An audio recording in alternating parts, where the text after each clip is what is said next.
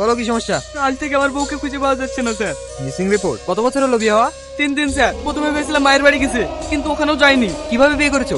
প্রেম করে না দেখাশোনা করে? দেখে শুনে বিয়ে করেছিলাম স্যার। বুঝেছি, এই কেস নেওয়া যাবে না। কেন স্যার? আরে বুঝতে পারছো না, তোমার বউ বয়ফ্রেন্ডের সঙ্গে পালিয়ে গেছে। একদম বাজে কথা বলবেন না, আমার সাথে এরকম করতেই পারে না। আজকালকার মেয়েরা সব পারে। যাও তো এখন, সময় নষ্ট করো না। আপনি আমার সাথীকে খুঁজে দেন না স্যার, ও নিশ্চয়ই কোনো বিপদে পড়েছে। বললাম তো চলে যেতে। হাবিলদার, ওকে বাইরে নিয়ে যাও। আপনি আমার কাছে রেখেন, আমি আপনাকে 1 লাখ টাকা দেবো। যেখানে সেখানে কথা মতো বলে হয়? থানায় স্যারের একটা সম্মান নাই? এবার থেকে টাকা পয়সা দিলে ওকে বলবা। এবার তোমার বইয়ের ডিটেলস গুলো বলো। হ্যাঁ হ্যাঁ, এই দেখেন স্যার, এইটা আমার বউ। আচ্ছা, তোমার কি কারোর উপর সন্দেহ হয়? বিয়ের রাতে ও কার সাথে ফোনে কথা বলছিল, দেখে মনে হলো বিরাট টেনশনে আছে। তোমরা আর কতদিন লেগে থাকবো আমার পেছনে? আমি আর পাচ্ছি নি, প্লিজ আমাকে রেহাই দাও। আমাকে দেখেও ফোনটা কেটে দিল। জিজ্ঞেস করলাম তো কিছু বললো না। নাম্বারটা ম্যানেজ করা গেলে। আচ্ছা স্যার, কে দেখার জন্য আমি নাম্বারটা নিয়ে রেখেছিলাম। গুড। সূর্য, নাম্বারটা ট্র্যাক করতে পাঠাও। ঠিক আছে স্যার।